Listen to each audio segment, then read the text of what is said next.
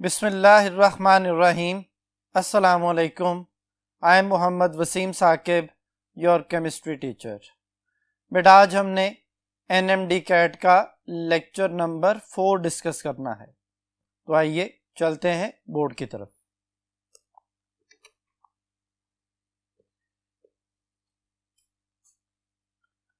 जी students, बेटा आज के लेक्चर में हमने जो टॉपिक्स डिस्कस करने हैं वो है अल्कोहल एंड फिनोल।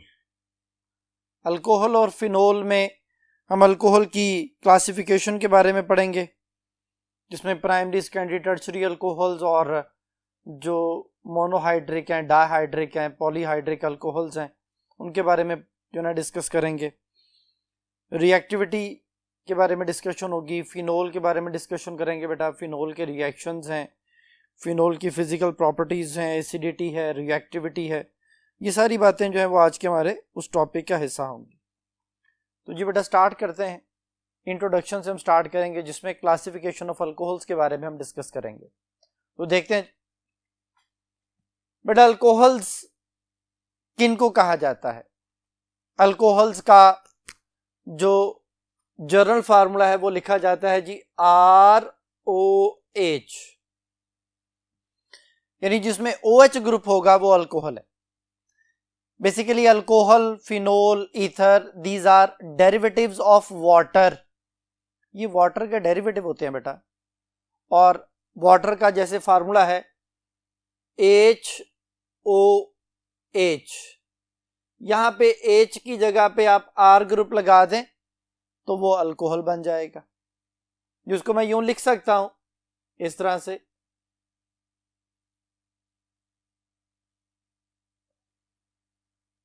अगर वाटर में दूसरे हाइड्रोजन की जगह भी एक और R लगा दिया जो ईथर बन जाता है, और अगर इस R की जगह पे बेटा फिनाइल ग्रुप लगा दिया जाए तो ये फिनोल बन जाता है। Phenyl mean C6H5। तो अभी हम अल्कोहल के बारे में पढ़ रहे हैं। अल्कोहल का जर्नल फार्मूला है CnH2n+2O। ये बड़ा जर्नल फार्मूला है और यही फार्मूला ईथर का भी होता है। तो अल्कोहल और ईथर का जर्नल फार्मूला सेम है, लिहाजा ये दोनों एक दूसरे के फंक्शनल ग्रुप आइसोमर्स भी कहलाते हैं। तो अब अल्कोहल्स को जब हम क्लासिफाई करते हैं तो अल्कोहल की क्लासिफिकेशन में दो मेजर कैटेगरीज, एलिफेटिक अल्कोहल्स और एरोमेटिक अल्कोहल्स। एरोमेटिक अल्कोहल में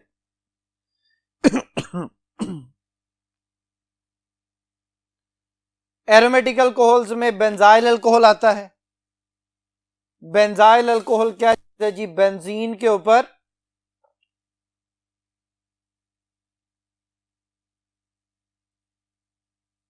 CH2 ग्रुप लग जाए तो यह बेंजाइल है। इसके साथ बेटा OH ग्रुप लगा देंगे तो बेंजाइल अल्कोहल, हम इसे एरोमेटिक अल्कोहल का नाम देते हैं। एलिफेटिक अल्कोहल्स जो हैं वो आगे क्लासिफाई होते हैं, डिवाइडेड होते हैं दो कैटेगरीज में। मोनोहाइड्रिक अल्कोहल्स हैं, फिर आगे डाइहाइड्रिक आ जाते हैं, ट्राइहाइड्रिक आ जाते हैं, पॉलीहाइड्रिक में उन्हें कहा जाता है।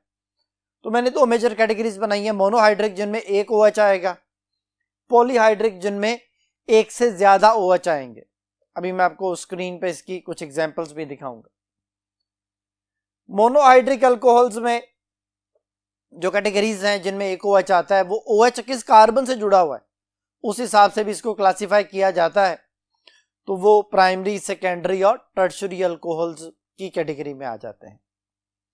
अब हम इससे रिलेटेड कुछ एग्जांपल्स को भी डिस्कस करेंगे, लेकिन कुछ जो है ना वो स्लाइड्स आपके सामने स्क्रीन पे अभी आने लगी हैं। ये बड़ा देखें, अल्कोहल्स की क्लासिफिकेशन और the basis of number of OH group, कि कितने OH ग्रुप जो हैं वो उस कार्बन के साथ अटैच हैं जो कि अल्केन या हाइड्रोकार्बन का हिस्सा है। तो सबसे पहले नंबर ऑफ OH ग्रुप के बुनियाद पे अगर एक OH ग्रुप है तो मोनोहाइड्रिक अल्कोहल। मोनोहाइड्रिक अल्कोहल की बेस्ट एग्जांपल है मेथनॉल, एथेनॉल, प्रोपेनॉल। ये सारी उसकी एग्जांपल्स हैं, यहाँ पे आपको स्क्रीन पर नजर भी आ रही हैं। उसने मोनोहाइड्रिक अल्कोहल में आगे contain 1 OH group in their molecule और आगे CH3OH और C2H5OH मेथनॉल और एथेनॉल उसकी एग्जांपल लिखी हुई है बेटा। डाइहाइड्रिक, डाई कहते हैं दो को, हाइड्रिक कहते हैं OH को, दो OH वाले ग्रुप जिनमें हमारे पास ग्लाइकोल्स आ जाते हैं। ग्लाइकोल बेटा उसको कहते हैं जिसमें दो एडजेसेंट कार्बन पे दो OH आ जाएं, लेकिन अगर दो एडजेसेंट कार्बन पे दो OH नहीं आते तो डाइहाइड्रिक अल्कोहल तो होगा, ग्लाइकोल नहीं होगा। तो फिर यहाँ पे इथाइलिन ग्लाइकोल की एग्जांपल दी हुई है CH2OH CH2OH, तो उसका IUPAC ने भी साथ मेंशन किया हुआ इथेन डायोल यानी containing 2 OH group. Trihydric alcohol के नाम से जाहिर है 3 OH ग्रुप होंगे और इसकी बेस्ट एग्जांपल ग्लिसरोल है, ग्लिसरीन भी कहते हैं, प्रोपेन 1 2 3 ट्रायोल भी कहा जाता है। मैं इनके स्ट्रक्चर बनाता हूं यहाँ पे।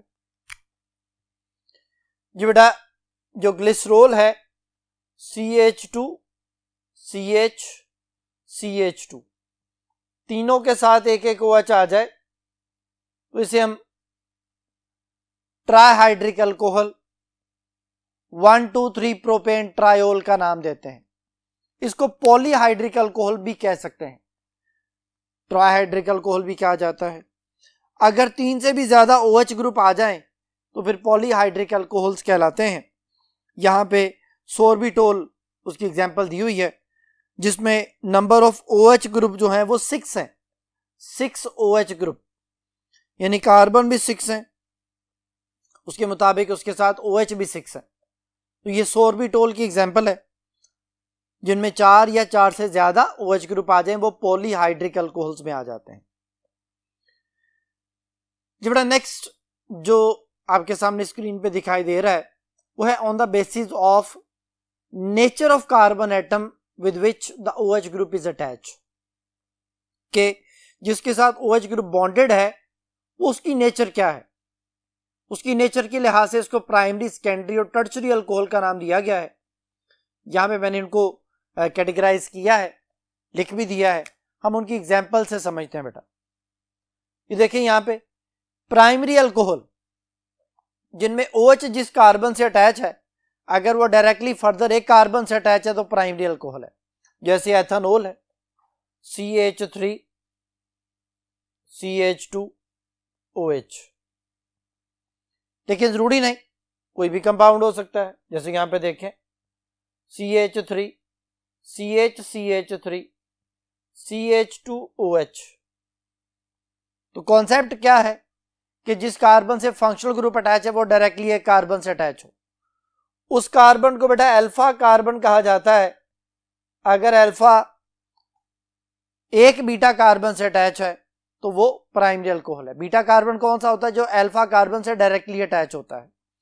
यहां पे देखें ये अल्फा कार्बन है, उसके साथ डायरेक्टली एक कार्बन अटैच है, एक बीटा कार्बन है। तो ये दोनों एग्जांपल्स जो है वो प्राइमरी अल्कोहल की हैं। पहली एथेनॉल है और दूसरी आइसोब्यूटाइल अल्कोहल या 2 मिथाइल 1 प्रोपानोल, इसका IUPAC नेम है। ये दोनों प्राइमरी अल्कोहल में आ गए। सेकेंडरी अल्कोहल में आ जाएं 2 प्रोपानोल लिखा हुआ है CH3 CHOH CH3।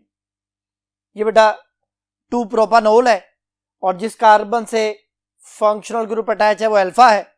अल्फा के साथ डायरेक्टली 2 कार्बन अटैच है तो ये बीटा कार्बन हो गए जी। तो 2 बीटा कार्बन आ गए तो फिर हम इसे सेकेंडरी अल्कोहल का नाम देते हैं। 2 प्रोपानोल उसकी एग्जांपल है। या CH3 CHOH CH2 CH3। तो ये 2 ब्यूटानोल सेकेंडरी ब्यूटाइल अल्कोहल, ये हमारे पास सेकेंडरी अल्कोहल्स में आ जाते हैं। फिर आते हैं टर्शरी अल्कोहल्स में। टर्शरी अल्कोहल में 2 मिथाइल 2 प्रोपानोल दिया हुआ है। ये है जी 2 मिथाइल 2 प्रोपानोल बेटा CH3, ये CH3OH आ गया। OH जिस कार्बन से अटैच है वो डायरेक्टली 3 कार्बन से अटैच है, यानी ये अल्फा कार्बन है। अल्फा के साथ डायरेक्टली 3 बीटा कार्बन आ जाए तो ये टर्शरी अल्कोहल्स में आ जाता है बेटा। इसका नाम टर्शरी ब्यूटाइल अल्कोहल है। तो ये वाली जो 3 कैटेगरीज आई, प्राइमरी, सेकेंडरी, टर्शरी, ये on the basis of nature of the carbon atom which is bonded to the OH group. तो अब हमारे पास 2 कैटेगरीज आ गई, नंबर ऑफ OH ग्रुप और नेचर ऑफ कार्बन एटम। तो हम इससे रिलेटेड जो है वो कुछ MCQs को डिस्कस करते हैं। जी बेटा जी, पहला सवाल जो है वो इसके स्ट्रक्चर के हवाले से है। Alcohol molecule have similar geometry to that of water and it has bond angle. कहते अल्कोहल की जो ज्योमेट्री है वो वाटर के मॉलिक्यूल की तरह से है और इसका बॉन्ड एंगल क्या होता है। पहली ऑप्शन है 109.5 डिग्री, दूसरी ऑप्शन है 107.5 डिग्री, तीसरी ऑप्शन है 105 डिग्री और चौथी ऑप्शन है 102 डिग्री। जी बेटा, अब वो कह रहे चूंकि वाटर से मिलती जुलती है तो वाटर की ज्योमेट्री होती है बेंट शेप और वाटर का बॉन्ड एंगल होता है 104.5। तो 104.5 के करीब करीब 105 था, तो 105 इसका आंसर है, जो कि चार्ली ऑप्शन है। जी बेटा, अब हमने अल्कोहल की प्रेपरेशन को डिस्कस करना है। तो प्रेपरेशन को पहले डिस्कस करते हैं, फिर उससे रिलेटेड MCQ को डिस्कस करेंगे।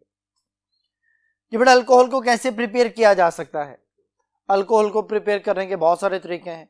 आप अल्केन की ऑक्सीडेशन करें, एक दफा अल्केन की ऑक्सीडेशन करने से हमारे पास अल्कोहल बन जाता है। इसी तरह अगर आपके पास अल्कीन है तो आप उसमें हाइड्रेशन करें, वाटर की एडिशन को हाइड्रेशन कहा जाता है, जो कि H2SO4 की मौजूदगी में होती है। या आप किसी भी अल्काइल हैलाइड की हाइड्रोलिसिस कर लें, जो भी हाइड्रोलिसिस के नतीजे में रिजल्ट बनेगा वो अगर जो है वो किसी अल्कली के साथ हाइड्रोलिसिस की जा रही है तो फिर वो अल्कोहल रिजल्ट होगा। और यहाँ पे तीसरे नंबर पे जो मेथड है वो है रिडक्शन ऑफ एल्डिहाइड या कीटोन्स, उससे भी हमारे पास अल्कोहल्स बनते हैं। तो देखें जी, पहले नंबर पे हाइड्रेशन ऑफ अल्कोहल की बात करते हैं। एक अनसिमेट्रिकल अल्कीन है, हम H2SO4 को इसमें ऐड करते हैं। H2SO4 को मैंने तोड़ के लिखा है, H फिर O SO3H, ये H2SO4 है, तोड़ के लिख लिया बेटा। ये हाइड्रोजन पार्शियल पॉजिटिव और ऑक्सीजन पार्शियल नेगेटिव। अब होता यह है कि अनसिमेट्रिकल अल्कीन में मार्कोनिकॉफ रूल अप्लाई होता है, negative part goes to that carbon, ये नेगेटिव पार्ट है जी, ये बेटा उस कार्बन के पास जाता है which has less number of hydrogens, और हाइड्रोजन बेटा इसके पास आ गया, तो ये बन जाएगा, ये वाला जो कार्बन है वो CH3 हो जाएगा, आ गया जी। ये इसके पास आ गया OSO3H, तो ये एक इंटरमीडिएट बन गया हमारे पास, ये प्रोपाइल सल्फोनेट कहलाया। आइसोप्रोपाइल है बेसिकली, आइसोप्रोपाइल सल्फोनेट। अब वो जो सेकंड कार्बन पे OSO3H है, जब आप उसमें वाटर ऐड करेंगे एट 100 डिग्री सेंटीग्रेड, हम इसे बॉइलिंग वाटर कहते हैं, तो क्या होगा जी, वाटर ब्रेक होगा बेटा। वाटर के ब्रेक होने से ये HSO4 है बेसिकली, एक H, एक सल्फर और 4 ऑक्सीजन, वो वाटर के हाइड्रोजन के साथ मिलेगा और दोबारा से H2SO4 बना लेगा, ये आ गया। और बाकी बच गया OH, वो इस OSO3H के साथ आ जाएगा, की जगह पे आ जाएगा, OSO3H की जगह पे आने से वो बेटा 2 प्रोपानोल बन जाएगा, तो ये अल्कोहल बन गया। पहला मेथड अल्कोहल को प्रिपेयर करने का। दूसरा मेथड जो है वो अल्काइल हैलाइड, जब आप एक्वस अल्कली KOH है, NaOH है, ये यूज करते हैं, तो ये KCl सेपरेट और OHCl की जगह पे nucleophilic substitution reaction, result alcohol की शक्ल में हमारे पास। और लास्ट केस में एल्डिहाइड है या कीटोन्स है, इसमें अगर आप रिडक्शन करते हैं तो रिडक्शन है हाइड्रोजन की एडिशन, ये हाइड्रोजन की एडिशन से बेटा जो रिजल्ट हमारे पास आना है वो ये H इसके पास आ गया, CH3 के बाद ये CH था, एक और H आया, CH2 बन गया, और एक H ऑक्सीजन के पास चला गया, वो OH आ गया, CH3 CH2 OH यानी एथानोल हमारे पास रिजल्ट आ गया। जी बेटा, अब इससे रिलेटेड एक MCQ है जो कि प्रिपरेशन से रिलेटेड है, उसको हम डिस्कस करते हैं जी। एमसीक्यू है बेटा, which of the following method is not use to prepare alcohol? कौन सा मेथड अल्कोहल को प्रिपेयर करने के लिए इस्तेमाल नहीं होता? तो देखें जी, पहले नंबर पे लिखा हुआ है bye hydration of alkenes, alkyne की हाइड्रेशन से हमने पढ़ा अभी अल्कोहल बनता है। दूसरा bye hydrolysis of alkyl halide, के अल्काइल हैलाइड की हाइड्रोलिसिस करें विद वाटर और एक्वस अल्कली, इससे भी अल्कोहल बनता है। तीसरे नंबर पे लिखा हुआ है by the reaction reduction of aldehyde और कीटोन्स, कि एल्डिहाइड और कीटोन की रिडक्शन से भी अल्कोहल हासिल होता है, ठीक है ये भी। और डेल्टा ऑप्शन में लिखा है bye acid hydrolysis of the alkane nitrile, alkane nitrile cyanides को कहते हैं बेटा। साइनाइड की अगर आप हाइड्रोलिसिस करते हैं, एसिड हाइड्रोलिसिस करते हैं तो कार्बोक्सिलिक एसिड बनता है और साथ अमोनियम का सॉल्ट बन जाता है। जो यहाँ पे आंसर एक्सप्लेनेशन में दिया भी हुआ इसका रिएक्शन कि साइनाइड्स को वाटर से मिलाए तो पहले कार्बोक्सिलिक एसिड और NH3, और NH3 अगर HCl की मौजूदगी में तो फिर NH4Cl जो है वो बन जाता है, तो कार्बोक्सिलिक एसिड प्लस अमोनियम का सॉल्ट। तो फिर डेल्टा ऑप्शन जो है वो उसने लिखा हुआ है acid hydrolysis of alkane nitrile, जिसके नतीजे में कार्बोक्सिलिक एसिड बनता है, अल्कोहल नहीं बनता। तो फिर ये जो है वो हमारे पास अल्कोहल को प्रिपेयर करने का मेथड नहीं है, तो आंसर हुआ डेल्टा ऑप्शन। ये बेटा कुछ फिजिकल प्रॉपर्टीज आपके सामने शो की गई हैं। फिजिकल प्रॉपर्टीज में अल्कोहल की स्मेल है। सबसे पहले अल्कोहल की जो स्मेल और टेस्ट के हवाले से बात की गई है कि जो लोअर अल्कोहल्स हैं ये कलरलेस होते हैं और टॉक्सिक होते हैं, स्वीट स्मेल होती है लेकिन बर्निंग टेस्ट होता है। बर्निंग टेस्ट मीन के जुबान पे जलन जो ना करता है। जो इसकी फिजिकल स्टेट्स हैं, जो मेथनॉल और एथेनॉल हैं ये लिक्विड्स हैं, और अगर आप अल्केन की बात करें तो वो गैसेस होती हैं, यानी OH के आने की वजह से बॉइलिंग पॉइंट में चेंज आता है। सॉलेबिलिटी वाटर में सॉलेबल है लेकिन लेस नंबर ऑफ कार्बन वाले अल्कोहल्स, जो कार्बन की क्वांटिटी बढ़ती जाती है इनकी सॉलेबिलिटी भी कम होती चली जाती है, क्योंकि हाइड्रोजन बॉन्डिंग की वजह से ये वाटर में सॉलेबल होते हैं। तो जो इनमें कार्बन की क्वांटिटी बढ़ती है तो ये आपस में सॉलेबल होते हैं, फिर इनकी वाटर के साथ सॉलेबिलिटी जो है ना वो कम होती चली जाती है, या हाइड्रोजन बॉन्डिंग विद वाटर जो है वो कम होती चली जाती है। मेल्टिंग और बॉइलिंग पॉइंट जो है वो कार्बन की नंबर बढ़ने से इनके मेल्टिंग और बॉइलिंग पॉइंट बढ़ते हैं, क्योंकि जो है ना वो इनमें कार्बन की क्वांटिटी बढ़ने से पोलराइजेबिलिटी बढ़ती है, और पोलराइजेबिलिटी के बढ़ने से इंटरमॉलिक्यूलर फोर्सेस के बढ़ने से इनका मेल्टिंग और बॉइलिंग पॉइंट इंक्रीज हो जाता है बेटा। जी बेटा जी, अब नेक्स्ट टॉपिक को डिस्कस करने के लिए हम नेक्स्ट बोर्ड की तरफ चलते हैं। जी स्टूडेंट्स, ये बेटा नेक्स्ट टॉपिक है रिएक्टिविटी ऑफ अल्कोहल्स। अल्कोहल की रिएक्टिविटी जो है वो दो चीजों पे डिसाइड कर रही होती है कि अल्कोहल में कार्बन ऑक्सीजन का बॉन्ड ब्रेक होगा या ऑक्सीजन हाइड्रोजन का बॉन्ड ब्रेक होगा। तो इस बेस पे मैंने इनकी दो कैटेगरीज बना दी हैं, when carbon oxygen bond breaks and when oxygen hydrogen bond breaks. तो देखें जी, सबसे पहले तो अल्कोहल के स्ट्रक्चर के बारे में कि अल्कोहल के स्ट्रक्चर में जो ऑक्सीजन है वो चूंकि दो सिग्मा बॉन्ड बनाता है, दो सिंगल बॉन्ड बनाता है, दो लॉन पेयर होते हैं, तो वह sp3 हाइब्रिडाइजेशन को फॉलो करता है इस तरह से।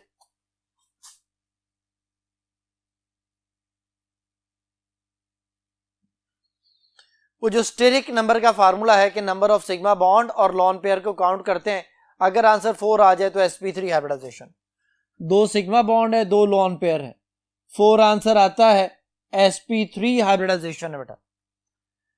चूंकि कार्बन ऑक्सीजन के बॉन्ड में इलेक्ट्रॉननेगेटिविटी का डिफरेंस मौजूद है, इसलिए वो अच्छा खासा पोलर बॉन्ड कहलाता है, और इसी वजह से अल्कोहल्स आर पोलर कंपाउंड्स। ये पोलर कोवलेंट बॉन्ड की वजह से हाईली पोलराइज्ड होते हैं बेटा। ये दो तो इसकी ऑक्सीजन के हवाले से जो ना वो आप कह लेंगे प्रॉपर्टीज आ गई। अब रिएक्टिविटी कि जब ये बॉन्ड ब्रेक होना है तो मैं इसको दो कैटेगरीज में डिवाइड करता हूं। मैं बच्चों को कहता हूं बेटा आप बेसिक और एसिडिक के कॉन्सेप्ट से याद कर लें, आपको याद रखने में आसानी होगी। जैसे यहां पे देखें, ये कॉन्सेप्ट याद करना है आपको।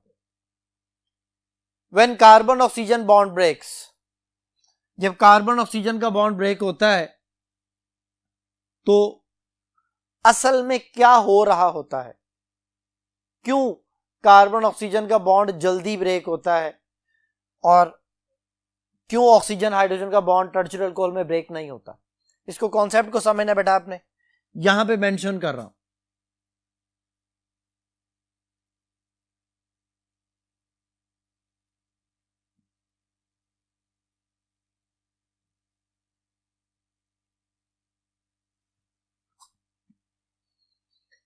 जी बेटा, मैंने टर्शियरी अल्कोहल को लिखा है, अब इसको आपने कॉन्सेप्ट समझना है।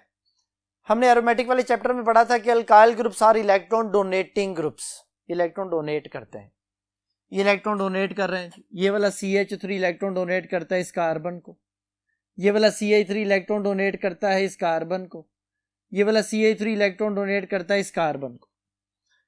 तीनों ने डोनेट किया उस सेंट्रल कार्बन को। अब उसके बाद उस कार्बन से इलेक्ट्रॉन किसने छीनने? ऑक्सीजन ने। ऑक्सीजन की इलेक्ट्रॉनिक कार्बन से ज्यादा है। तो बच्चों को समझाने के लिए मैं ये कहता हूं कि आप इसके ऊपर 4 दफा नेगेटिव लिख लें। 3 मिथाइल की वजह से 1 ऑक्सीजन का जाती नेगेटिव कंसिडर करने के लिए इस तरह से आप इसे लिख लें 4 दफा नेगेटिव, पार्शियल नेगेटिव लिख लिया।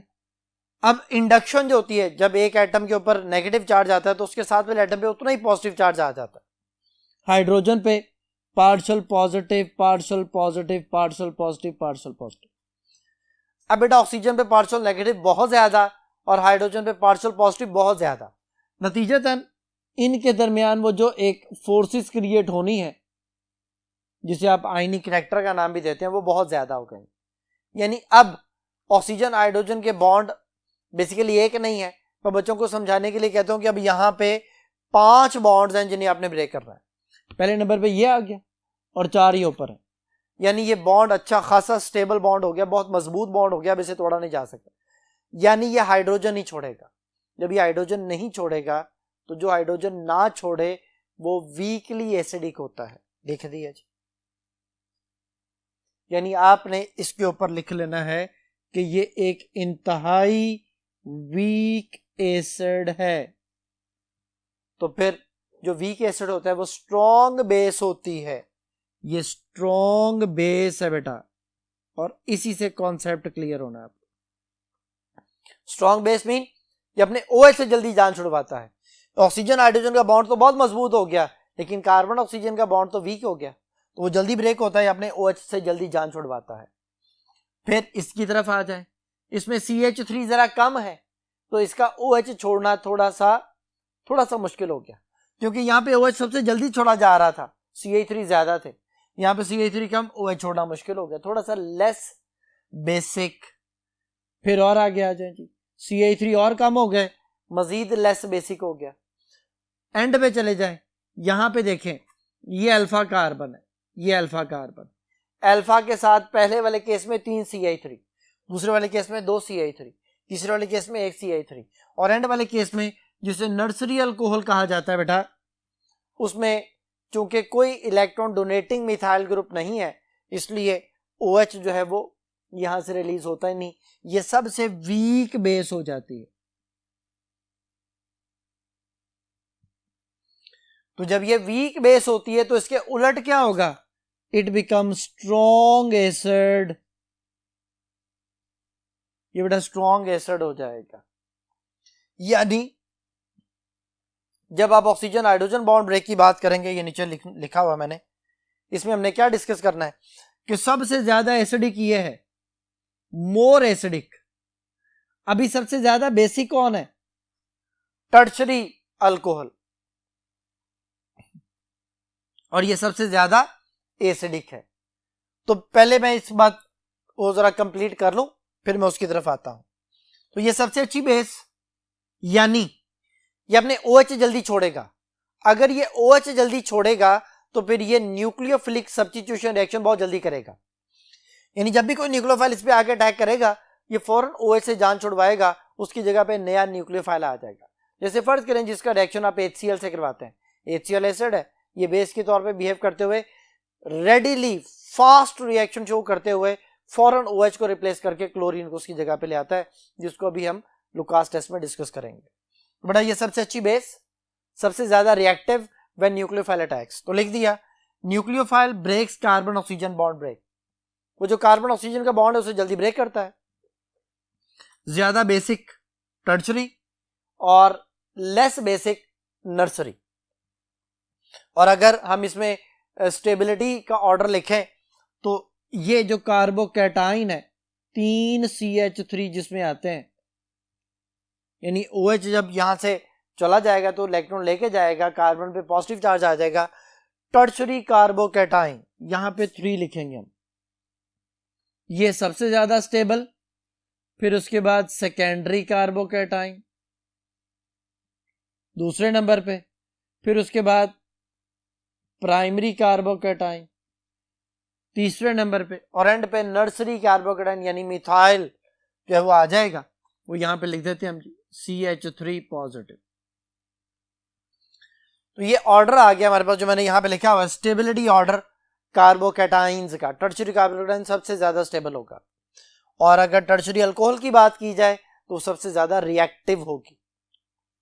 इधर आ जाते हैं जी। When oxygen hydrogen bond breaks, यानी अब अच्छा एसिड कौन सा है? ऑक्सीजन हाइड्रोजन बॉन्ड ब्रेक होने का मतलब ये है बेटा कि यहाँ पे ऑक्सीजन और हाइड्रोजन का जो बॉन्ड है वो सबसे जल्दी ये नर्सरी अल्कोहल मिथाइल अल्कोहल छोड़ेगा, जल्दी हाइड्रोजन छोड़ेगा, अच्छा एसिड हो जाएगा। तो सबसे अच्छा एसिड, सबसे ज्यादा reactive when oxygen hydrogen bond breaks. अब बेटा हाइड्रोजन पे कौन सा चार्ज होता है? हाइड्रोजन पे तो पार्शियल पॉजिटिव चार्ज है, यानी हाइड्रोजन की जगह कोई नया इलेक्ट्रोफाइल अगर आ जाए तो electrophile breaks oxygen hydrogen bond break, यानी ये बॉन्ड जल्दी ब्रेक होगा, इसकी जगह पे नया इलेक्ट्रोफाइल आ जाएगा, इसको रिप्लेस करेगा, इलेक्ट्रोफिलिक सब्स्टिट्यूशन रिएक्शन होगा। तो इसका मतलब ये हुआ कि अब हमने एसिडिक कैरेक्टर के बारे में डिस्कस करना है कि इट इज मोर एसिडिक, यूसेलेस सबसे लेस टर्शरी अल्कोहल आ गया। वही ऊपर वाली बात दोबारा से डिस्कस हो गई है जी बेटा। अगर हम स्टेबिलिटी ऑफ अल्कोक्साइड आयन की बात करें तो स्टेबिलिटी ऑफ अल्कोक्साइड आयन में सबसे ज्यादा जो स्टेबल है वो मेथॉक्साइड आयन आ जाएगा, फिर उसके बाद जो है ना वो प्राइमरी आ जाएगा जी, फिर सेकेंडरी आ जाएगा, और लास्ट पे जो है वो हमारे पास टर्शरी अल्कोक्साइड आयन आ जाएगा। तो ये एक इनका ऑर्डर बन गया, ऑर्डर ऑफ स्टेबिलिटी के हवाले से जी बेटा। ये हमने स्टेबिलिटी ऑफ अल्कोक्साइड आयन को देखा कि सबसे ज्यादा स्टेबल जो है वो मेथॉक्साइड आयन है, और सबसे लीस्ट स्टेबल जो है वो टर्शरी हमारे पास अल्कोक्साइड आयन है। अब इससे रिलेटेड रिएक्शंस को डिस्कस करने के लिए हम नेक्स्ट बोर्ड की तरफ चलते हैं जी स्टूडेंट्स। बेटा रिएक्शंस भी उसी तरह से जैसे अभी हमने रिएक्टिविटी के बारे में डिस्कस किया था कि carbon oxygen bond breaks and oxygen hydrogen bond breaks. तो सबसे जो पहले हमने डिस्कशन करनी है वो कार्बन ऑक्सीजन बॉन्ड ब्रेक्स के बारे में डिस्कशन करनी है। तो देखें जी कि मैंने कुछ रिएक्शंस लिखे हैं, अब इनके प्रोडक्ट हमने डिस्कस करने हैं। ये वो रिएक्शंस है when carbon oxygen bond breaks. सबसे पहले लुकास रिएक्शन है, लुकास टेस्ट भी कहा जाता है। अल्कोहल का OH यानी कार्बन ऑक्सीजन का बॉन्ड ब्रेक हुआ तो OH निकल गया, HCl से रिएक्शन हुआ तो पहले नंबर पे बनेगा CH3 CH2 Cl plus what, Cl ने रिप्लेस कर लिया जी OH को। दूसरे वाले केस में थायोनाइल क्लोराइड, ये अल्काइल हैलाइड को प्रिपेयर करने का सबसे बेस्ट मेथड कंसिडर होता है, क्योंकि इसमें क्या होता है सबसे पहले तो ये HCl सेपरेट होगा, फिर ये ऑक्सीजन और ये SO2 बन जाएगा, सल्फर डाइऑक्साइड आ गया जी, और ये क्लोरीन उस OH की जगह पे आ जाएगा तो CH3 CH2Cl। ये डार्जन मेथड कहलाता है बेटा। इसमें HCl और SO2 एक इंपॉर्टेंट बाय प्रोडक्ट्स हैं जो इंपॉर्टेंट इंडस्ट्रियल एसिड्स भी हैं। इस वजह से इस मेथड को सबसे ज्यादा इंपॉर्टेंट मेथड या बेस्ट मेथड कहा जाता है for the preparation of alkyl halide. PCl5 बेटा एक अनस्टेबल कंपाउंड है। अल्कोहल को जब भी PCl5 से मिलाते हैं तो 3 प्रोडक्ट्स बनते हैं। PCl5 टूट जाता है 2 चीजों में, Cl2 में और PCl3 में। वो जो Cl2 का एक क्लोरीन है वो इस बॉन्ड को यहां से ब्रेक करता है, CH3 CH2Cl आ गया, प्लस ये यहां से एक H इस Cl के साथ मिलके HCl, ये 2 क्लोरीन पूरे हो गए, बाकी रह गए 3 क्लोरीन, PCl3, 3 क्लोरीन, एक फास्फोरस और एक ऑक्सीजन, तो ये बनता है POCl3। इसी तरह अगर अमोनिया से रिएक्शन करवाया जाए तो अमोनिया से एक हाइड्रोजन और एक OH, ये वाटर बना के सेपरेट हो जाते हैं और NH2 उसकी जगह पे आ जाता है, तो ये इथाइल अमाइन बन जाता है। ये सारे वो रिएक्शन से जिनमें OH पे कौन सा चार्ज है, नेगेटिव, तो नेगेटिव चीज तो न्यूक्लियोफाइल होती है, तो ये सारे रिएक्शन वो रिएक्शन है जिनमें न्यूक्लियोफिलिक सब्स्टिट्यूशन हुई, एक न्यूक्लियोफाइल ने दूसरे न्यूक्लियोफाइल को रिप्लेस किया। पहले तीनों केसेस में chlorine as a nucleophile behave कर रहा है और आखिरी वाले केस में NH2 न्यूक्लियोफाइल के तौर पे बिहेव कर रहा है, जो कि थोरियम ऑक्साइड की मौजूदगी में रिएक्शन होता है। ये जो डार्जन रिएक्शन है पायरिडीन की मौजूदगी में, और जो पहला लुकास था वो zinc chloride anhydrous zinc chloride की मौजूदगी में रिएक्शन हो रहा होता है। ये नेक्स्ट जो 3 रिएक्शन है, इनमें अल्कोहल का ऑक्सीजन हाइड्रोजन का बॉन्ड ब्रेक होगा। जैसे यहां पे देखें जी, ये अल्कोहल का H और एसिड का OH, ये सेपरेट हो गया, वाटर बना के लैदा हो गया। ये ऑक्सीजन थोड़ा सा सेपरेट लिख देते हैं जी, ये ऑक्सीजन आ गया जी। अब ये चीज और ये आपस में जुड़ते हैं तो CH3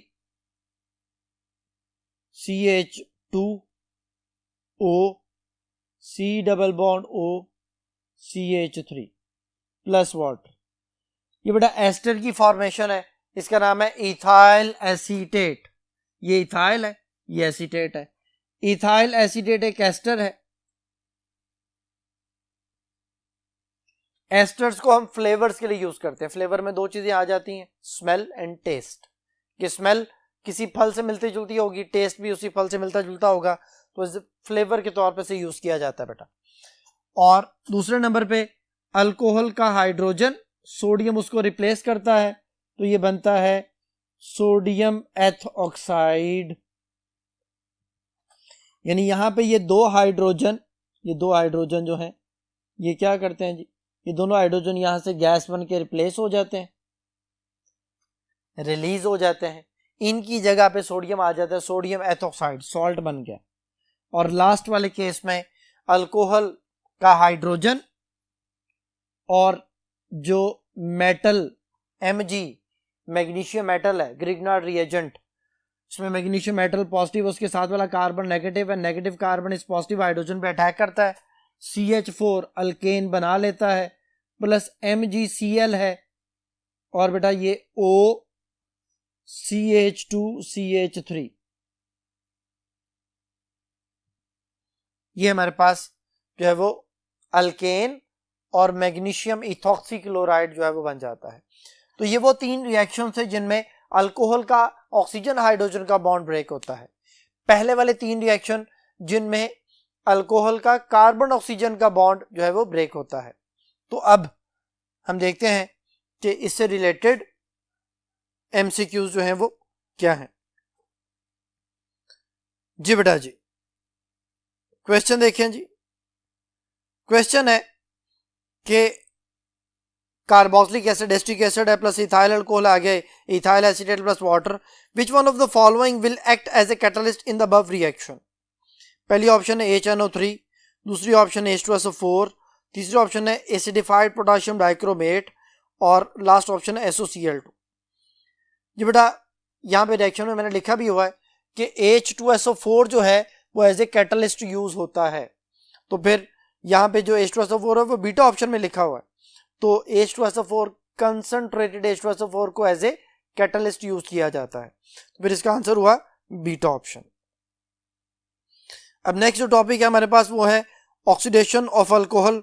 तो ऑक्सीडेशन ऑफ अल्कोहल को हम देखते हैं कि कौन कौन सी अल्कोहल से कौन कौन से रिजल्ट हमारे पास आते हैं। तो देखें जी, सबसे पहले नंबर पे हमारे पास जो अल्कोहल है वो है इथाइल अल्कोहल, प्राइमरी अल्कोहल। मैं इसको बच्चों को समझाने के लिए ये हाइड्रोजन अलग-अलग लिख देता हूं।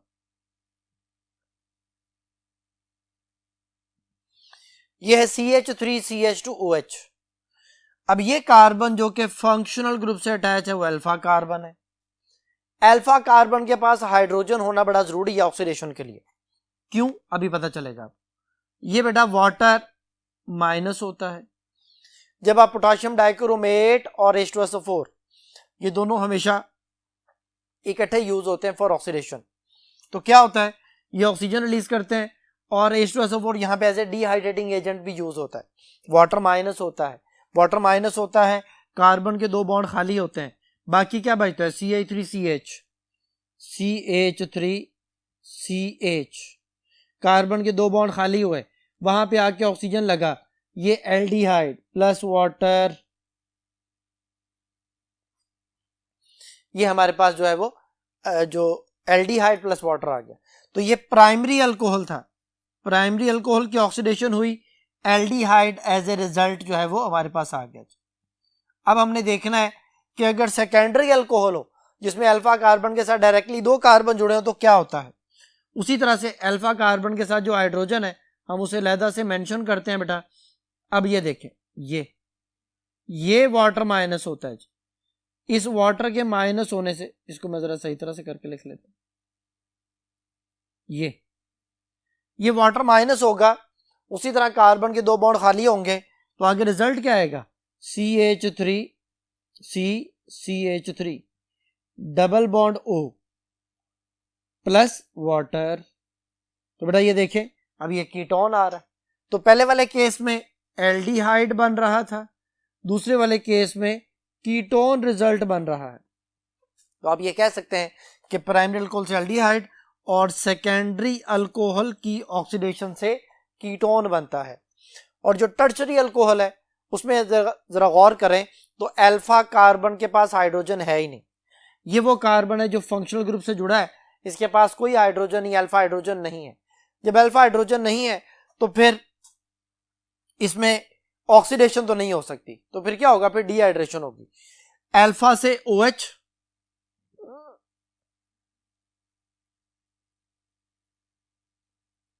तीन बीटा कार्बन है, किसी एक बीटा कार्बन से हाइड्रोजन रिमूव होगा। मैं यहां से माइनस कर रहा हूं, ये H और ये OH। अब क्या रह जाता है जी, बाकी रह जाता है CH2 double bond CH3 plus water.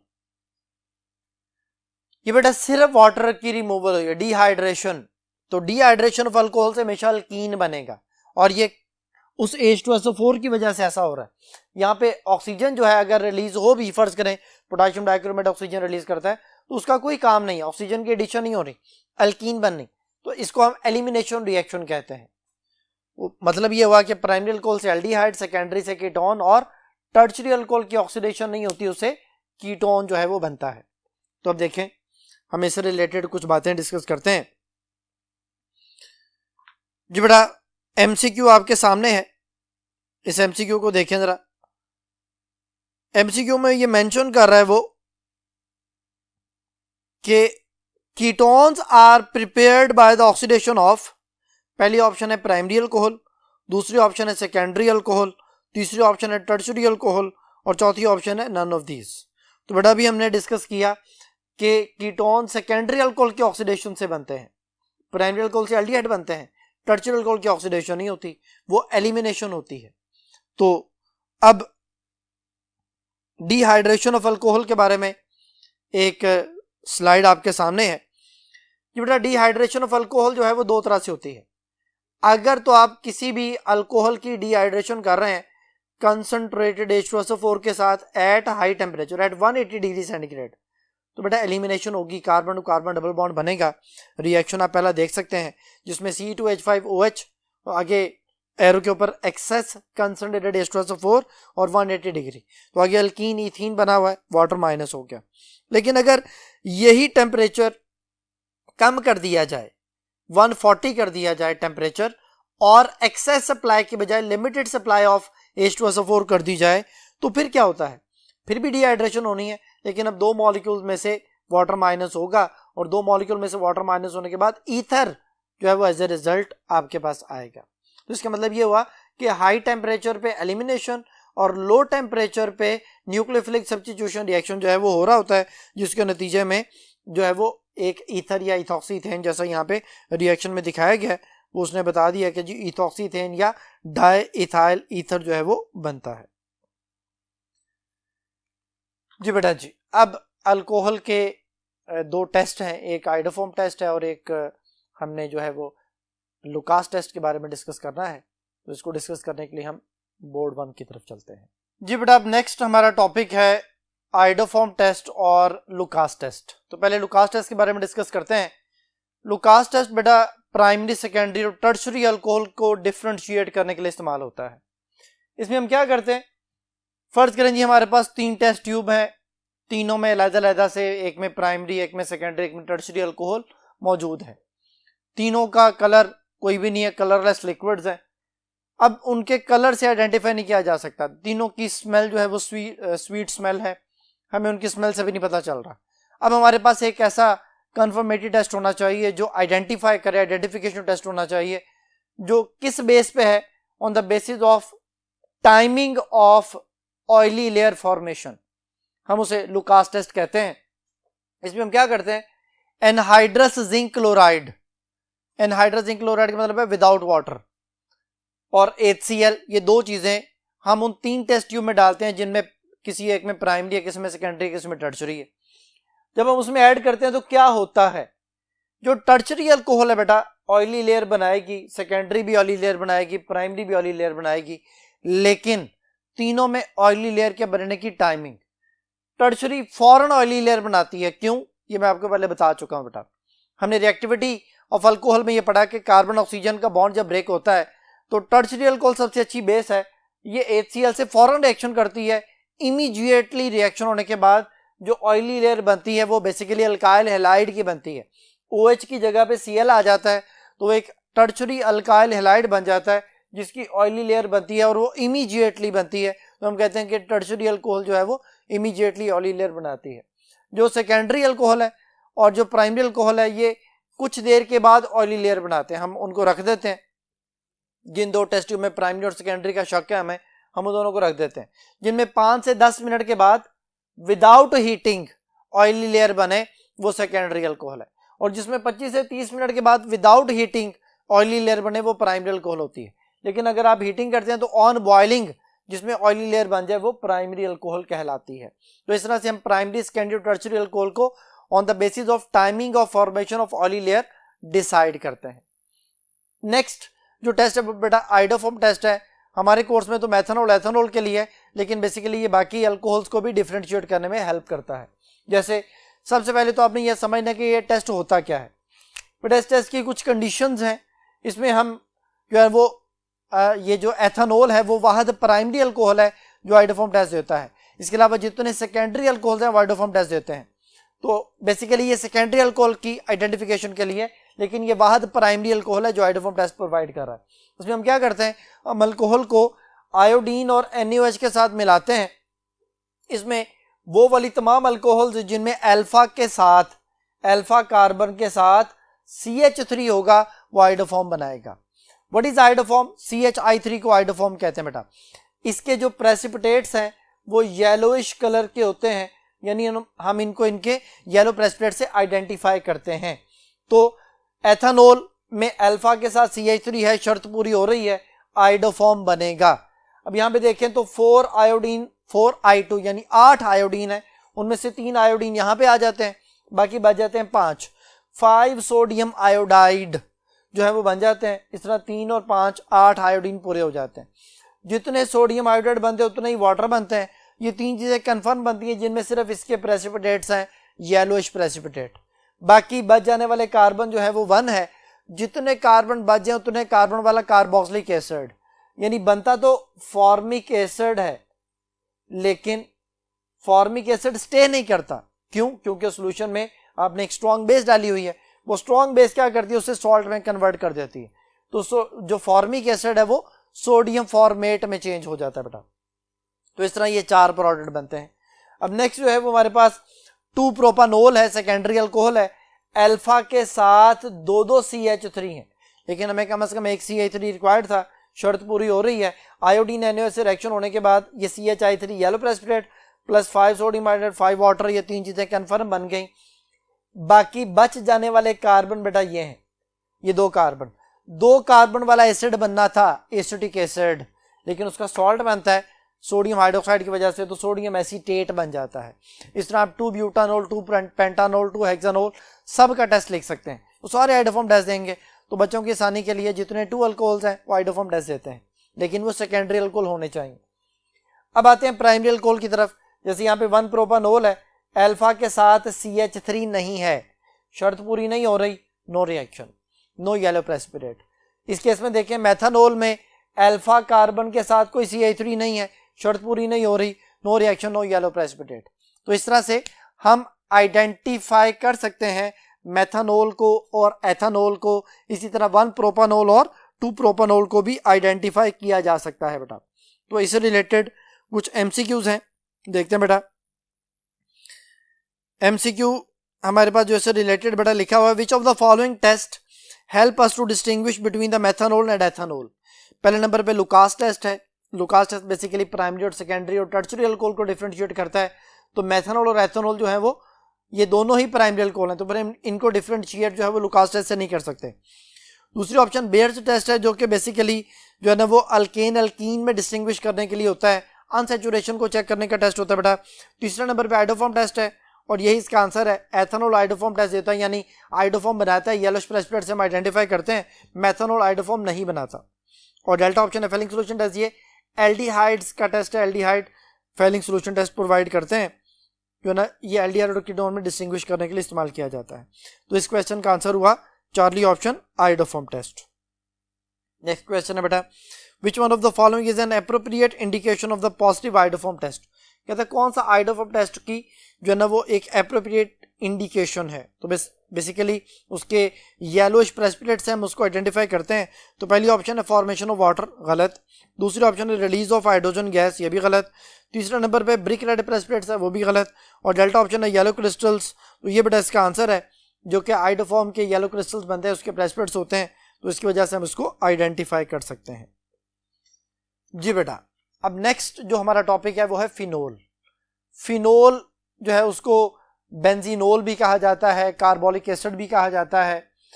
Carbolic acid जो है वो इसका पुराना नेम है और जो फिनोल है वो अब इसका न्यू नेम है, जिसको एक IUPAC नेम कंसिडर कर लिया गया है। बेंजीनोल भी कहा जाता है। इसको कोल तार से रंज ने सबसे पहले 1834 में सेपरेट किया था। इसकी कुछ फिजिकल प्रॉपर्टीज आपके सामने स्क्रीन पर नजर आ रही हैं। कलरलेस, क्रिस्टलाइन, डिलिक्विसेंट सॉलिड है। डिलिक्विसेंट सॉलिड बेटा वो होता है जो एटमॉस्फेयर से मॉइस्चर एब्जॉर्ब करने के बाद अपनी फिजिकल स्टेट को चेंज कर लेता है।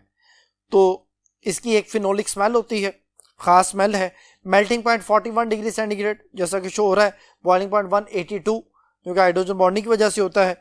वाटर में स्पेरिंगली सॉल्युबल है रूम टेम्परेचर पे, लेकिन अगर आप इसको थोड़ा सा हाई टेम्परेचर पर प्रोवाइड करते हैं 68.5 डिग्री, तो वहां पे ये कंप्लीटली मिसिबल या सॉल्युबल हो जाता है वाटर के साथ। 68.5 से अबव टेम्परेचर पे ऐसा होता है बेटा। तो अब इससे रिलेटेड जो ना हम कुछ बातें बोर्ड पे डिस्कस करते हैं, लेकिन उससे पहले इसका जो नेम है कार्बोलिक एसिड, उससे रिलेटेड एक बात जो कि आप उसमें बुक में भी पढ़ के आते हैं कि फिनोल को कार्बोलिक एसिड क्यों कहा जाता है। बेटा फिनोल अपना हाइड्रोजन रिलीज करता है और रिलीज करने के बाद अपने 5 रेजोनेंस कॉन्ट्रीब्यूटिंग स्ट्रक्चर बनाता है। हाइड्रोजन छोड़ने के बाद वो जो 5 रेजोनेंस कॉन्ट्रीब्यूटिंग स्ट्रक्चर हैं वो हाइड्रोजन छोड़ने के बाद बनते हैं। तो हम कहते हैं कि जो चीज जितने ज्यादा कॉन्ट्रीब्यूटिंग स्ट्रक्चर बनाता है उतनी ज्यादा स्टेबल होती है, और ये हाइड्रोजन के रिलीज के बाद ऐसा होता है। जैसा कि आपको स्क्रीन पे नजर आ रहे हैं वो 5 स्ट्रक्चर्स आपके सामने हैं। बेसिकली MCQ है, MCQ के आंसर में लिखे हुए हैं, तो मैं MCQ पढ़ देता हूं, फिर हम उसके आंसर को डिस्कस करते हैं। The acidity of phenol is due to, पहले नंबर पे ऑप्शन है नेचर ऑफ फिनोक्साइड आयन। दूसरे नंबर पे double bond in the benzene ring, ये दूसरी ऑप्शन है। चार्ली ऑप्शन है नेचर ऑफ बेंजीन और डेल्टा ऑप्शन है हाइड्रोक्सिल ग्रुप। तो बेटा आंसर एक्सप्लेनेशन में अल्फा ऑप्शन है nature of phenoxide ion. Hydrogen छोड़ने के बाद, जैसा मैं अभी बता रहा था, हाइड्रोजन छोड़ने के बाद वो जो बेंजीन है उसके ऊपर जो ऑक्सीजन है उसके ऊपर नेगेटिव चार्ज आ जाता है, इट बिकम फिनोक्साइड आयन।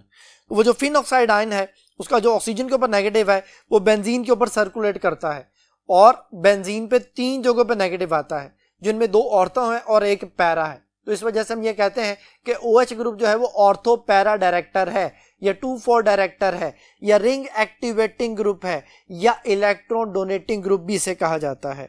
इसकी बेटा जो हमारे पास Ka वैल्यू है जो कि एसिडिक करैक्टर को डिसाइड कर रही होती है वो 1.3 इंटू 10⁻⁻10 जो है इसकी वैल्यू होती है Ka वैल्यू। और हम ये कह सकते हैं कि नेचर ऑफ फिनोक्साइडाइन, उसकी जो स्टेबिलिटी ऑफ फिनोक्साइडाइन है उसकी वजह से हम इसको एसिडिक जो है ना वो नाम देते हैं, या कार्बोलिक एसिड का नाम दिया जाता है।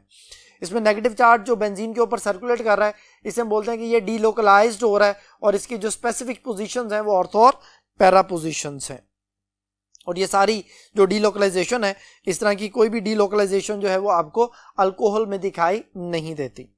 तो अब बेटा इसके कुछ रिएक्शंस हैं, उन रिएक्शंस में अगेन कैटेगरीज हैं कि reaction due to OH group और reaction due to benzene group. तो हम डिस्कस करते हैं बेटा इनको। बेटा ये 3 रिएक्शन आपके सामने लिखे गए हैं जिनमें बेंजीन के ऊपर लगे हुए OH ने रिएक्शन करना है। तो reaction due to OH group, OH जो है वो अगर हम उसको NaOH के साथ मिलाते हैं तो चूंकि ये कार्बोलिक एसिड है, कार्बोलिक एसिड, तो एसिड और बेस के रिएक्शन से बड़ा सॉल्ट बनता है। तो ये अपने H को छोड़ता है, बेस अपने OH को छोड़ती है, वाटर बनता है, सोडियम फिनॉक्साइड सॉल्ट बन जाता है। इसी तरह अगर इसको जिंक के साथ, जिंक डस्ट के साथ मिलाया जाए तो ये बेंजीन को प्रिपेयर करने के लिए भी इस्तेमाल किया जाता है। बेंजीन प्लस जिंक ऑक्साइड जो है वो सेपरेट होता है।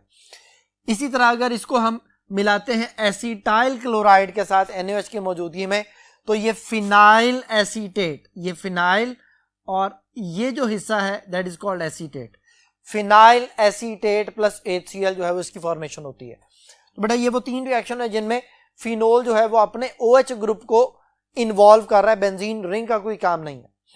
लेकिन नेक्स्ट रिएक्शन अगर आप देखें तो इसमें बेंजीन रिंग में OH ग्रुप वैसे क्या वैसा ही है, उसके ऊपर जो बेंजीन के ऊपर बेंजीन जो फिनाइल ग्रुप है उसके ऊपर जो हाइड्रोजन है वो रिप्लेस होते हैं।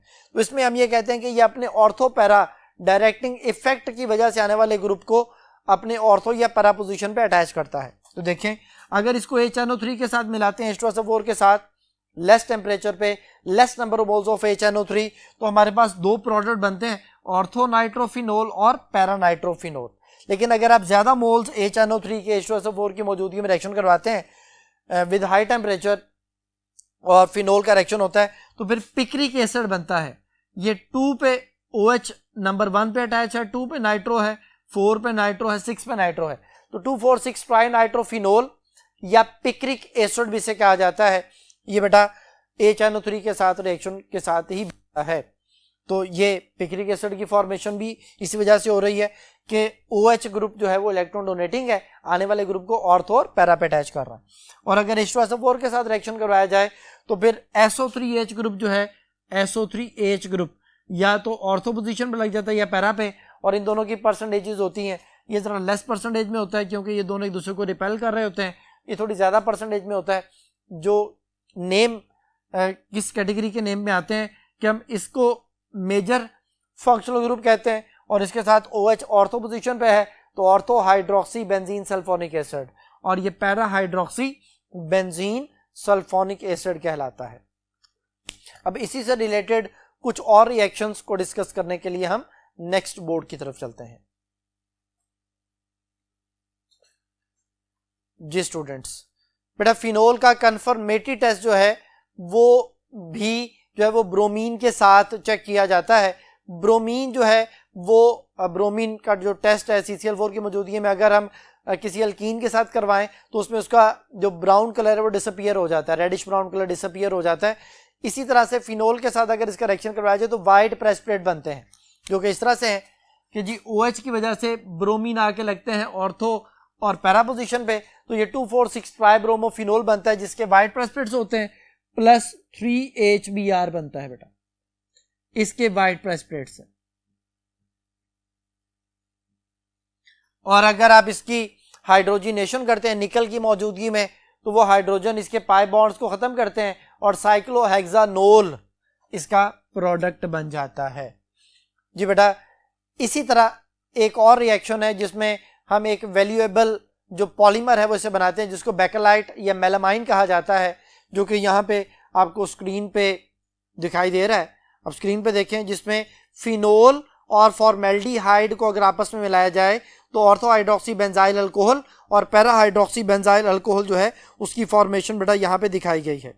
ये ऑर्थो हाइड्रोक्सी बेंजाइल अल्कोहल और पैरा हाइड्रोक्सी बेंजाइल अल्कोहल आपस में मिलते हैं, कंडेंसेशन करते हैं, वाटर की रिमूवल होती है, मॉलिक्यूल्स आपस में जुड़ते हैं और एक पॉलीमर बनता है जिसे कंडेंसेशन पॉलीमर कहा जाता है, जिसका नाम बेकेलाइट भी है, जिसको मेलामाइन भी कहा जाता है। ये जो स्विच बोर्ड होते हैं उसको बनाने में और बर्तन बनाने में इसको इस्तेमाल किया जाता है। इसको स्ट्रक्चर दिखाया गया है जिसमें 4 बेंजीन रिंग आपस में CH2 की वजह से जुड़े हैं और इनके साथ OH जो है वो फिनोल को इंडिकेट कर रहा है। तो it is a polymer of phenol and formaldehyde और इसको कंडेंसेशन पॉलीमर का नेम दिया जाता है जी। अब इससे रिलेटेड कुछ MCQs हैं जो हमने डिस्कस करने हैं। तो सबसे पहले बेटा जो MCQ हमारे सामने है वो Ka वैल्यू ऑफ फिनोल के हवाले से। बेटा Ka वैल्यू ऑफ फिनोल जो है वो कितनी है, अभी मैंने आपको इसकी वैल्यू बताई थी। अल्फा ऑप्शन है 1.3 10⁻⁻10, यही इसका आंसर है बेटा। बीटा ऑप्शन है 1.7 × 10⁻⁻10, गलत हो गया जी। चार्ली ऑप्शन है 2.0 × 10⁻⁻10, ये भी गलत है। और डेल्टा ऑप्शन है 1.3 10⁻10, पॉजिटिव 10 लिखा हुआ, ये भी गलत है। तो Ka वैल्यू ऑफ फिनोल जो है 1.3 10⁻⁻10 है। इसी से रिलेटेड अगर हम बाकियों को कंपेयर करें तो बेटा कार्बोक्सिलिक एसिड की वैल्यू जो है वो सबसे ज्यादा Ka वैल्यू है। इसका मतलब है कि ऑर्गेनिक कंपाउंड में सबसे ज्यादा जो एसिडिक है वो कार्बोक्सिलिक एसिड्स होते हैं। फिर दूसरे नंबर पे फिनोल या कार्बोलिक एसिड आ जाता है 10⁻⁻10। तीसरे नंबर पे बेटा मेथानोल आता है 10⁻⁻12। फिर वाटर आता है 10⁻⁻16 और एट द एंड जो है वो एथानोल 10⁻⁻18 आ जाता है। इसका मतलब है मेथानोल ज्यादा एसिडिक है देन वाटर। तो ये Ka वैल्यू जो है वो डिसाइड कर रही है। तो ये इनकी एसिडिक स्ट्रेंथ का ऑर्डर भी आप कह सकते हैं, मैंने डिक्रीजिंग ऑर्डर लिख दिया है। अब इसी से रिलेटेड MCQ देखें। The relative acid strength of the carboxylic acid, water, ethanol and phenol has the following order of decreasing acidic strength. The decreasing acidic strength का ऑर्डर क्या है मैंने आपके सामने लिखा हुआ है। अब हमने देखना कि कौन सी ऑप्शन इससे मैच करती है। कार्बोक्सिलिक एसिड नंबर 1 पे, फिर फिनोल, अल्फा ऑप्शन में देखें carboxylic acid, then phenol, then ethanol, then water, गलत हो गया जी। Phenol, carboxylic acid, ethanol, water, ये भी गलत हो गया। Carboxylic acid, phenol, water, then ethanol, ये सही है बेटा। डेल्टा ऑप्शन में वाटर सबसे पहले लिख दिया, वो भी गलत हो गया। तो मैंने अभी वैल्यूज जो आपके सामने लिखी हुई हैं उसके मुताबिक कार्बोक्सिलिक एसिड, फिर फिनोल, फिर वाटर, देन एथेनॉल। तो ये बेटा चार्ली ऑप्शन इसका आंसर बन रहा है। नेक्स्ट क्वेश्चन है बेटा, aqueous phenol decolourises bromine water to form a white precipitate, what is the structure of the white precipitate formed. कहते वो जो व्हाइट प्रेसिपिटेट बनते हैं उनका स्ट्रक्चर क्या है। तो अभी मैंने आपको बताया कि फिनोल के ऊपर ब्रोमीन आके जुड़ जाता है ऑर्थो और पैरा पे, तो ये बनता है 2,4,6 ट्राइब्रोमोफिनोल। तो देखें जी 2,4,6 ट्राइब्रोमोफिनोल अल्फा ऑप्शन में लिखा हुआ है और यही इसका आंसर बेटा, बाकी ऑप्शन इसे मैच नहीं कर रहे।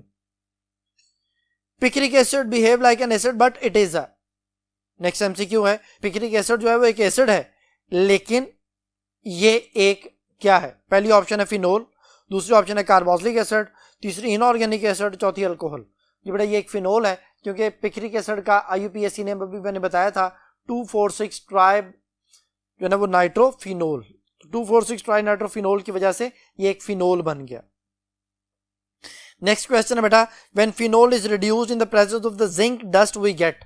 मैंने अभी बताया था कि बेंजीन को प्रिपेयर करने का ये एक मेथड है जिसमें हम फिनोल को जिंक डस्ट से मिलाते हैं तो बेंजीन जो है वो हमें हासिल होती है। तो पहली ऑप्शन लिखी हुई है साइक्लोहेक्सेन, दूसरी ऑप्शन बेंजीन, ये इसका आंसर बेटा। चार्ली ऑप्शन बेंजाइल अल्कोहल, ये भी नहीं बनता, और डेल्टा ऑप्शन साइक्लोहेक्सीन है, ये भी इसका आंसर नहीं बनता। ये बेटा नेक्स्ट क्वेश्चन है, which compound will have the maximum repulsion with the water. कहता है कौन वाटर में जल्दी डिसॉल्व नहीं होगा, रिपल्शन किसकी ज्यादा होगी। तो पहली ऑप्शन बेंजीन है, दूसरी ऑप्शन इथाइल अल्कोहल है, तीसरी ऑप्शन एन प्रोपाइल अल्कोहल है, और डेल्टा ऑप्शन जो है वो हमारे पास डाइमिथाइल ईथर है। तो बेटा सबसे ज्यादा जो रिपल्शन कॉज करता है वाटर के साथ या डिसॉल्व नहीं होता वो बेंजीन है। तो इसका आंसर हो गया अल्फा, यानी बेंजीन जो है वो वाटर में डिसॉल्व नहीं होता अपनी नॉन पोलैरिटी की वजह से। लास्ट जो टॉपिक बेटा कंपैरिजन है बिटवीन फिनोल एंड अल्कोहल, ये सामने आपके स्क्रीन पे कंपैरिजन शो हो रहा है। फिनोल जो है वो वाटर में पार्शली सॉल्युबल है और अल्कोहल वाटर में रेडिली सॉल्युबल है। फिनोल की फिनोलिक स्मेल होती है, अल्कोहल की जो है वो प्लेजेंट ऑर्डर है, स्वीट स्मेल आप कह सकते हैं। फिनोल का जो Ka वैल्यू है 3 इंटू 10⁻⁻10 है और अल्कोहल की 10⁻16 -18 की रेंज में आती है। सिर्फ मेथनॉल जो है वो 10⁻12 में है। फिनोल जो है वो एक डिलिक्विसेंट सॉलिड है रूम टेम्परेचर पे और अल्कोहल लिक्विड होती है। फिनोल जो है अगर उसको बेंजीन में कन्वर्ट कर सकते हैं बाय जिंक, लेकिन अल्कोहल का जिंक के साथ रिएक्शन ही नहीं होता। इसी तरह जो फिनोल है वो साइक्लोहेक्सानोल देती है अगर हाइड्रोजन के साथ रिएक्शन करवाया जाए, और अल्कोहल जो है वो हाइड्रोजन से रिएक्शन नहीं करती इन द प्रेजेंस ऑफ निकल। इसी तरह बेटा जो फिनोल का एक और कंफर्मेटरी टेस्ट है फेरिक क्लोराइड के साथ, इसका पर्पल कलर बनता है, लेकिन जो अल्कोहल है वो फेरिक क्लोराइड के साथ कोई पर्पल कलर प्रोड्यूस नहीं करती।